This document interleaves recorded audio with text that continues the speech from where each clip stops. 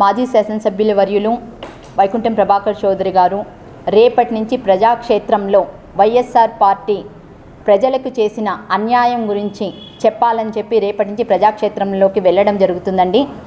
ఇందుకు మేము ప్రజలందరికీ ఒకటే పిలుపునిస్తున్నాం.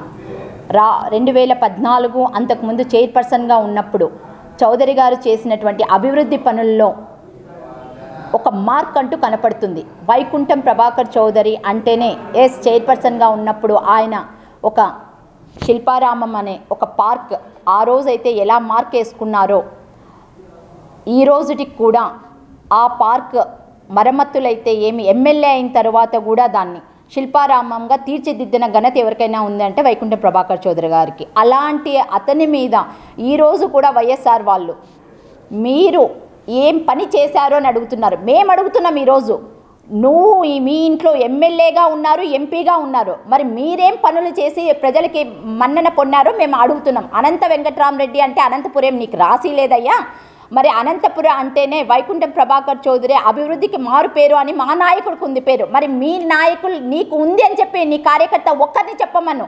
మనస్ఫూర్తిగా మేము ఇదే సవాల్ విసురుతున్నాం నీకు.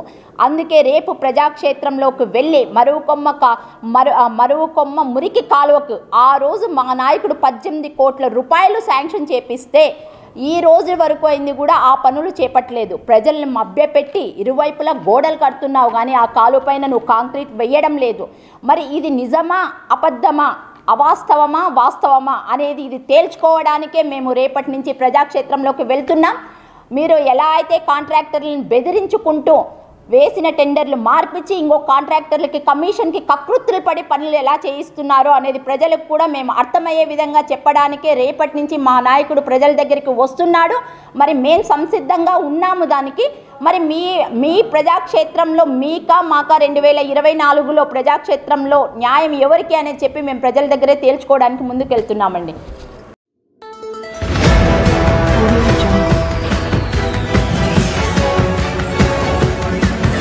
Audio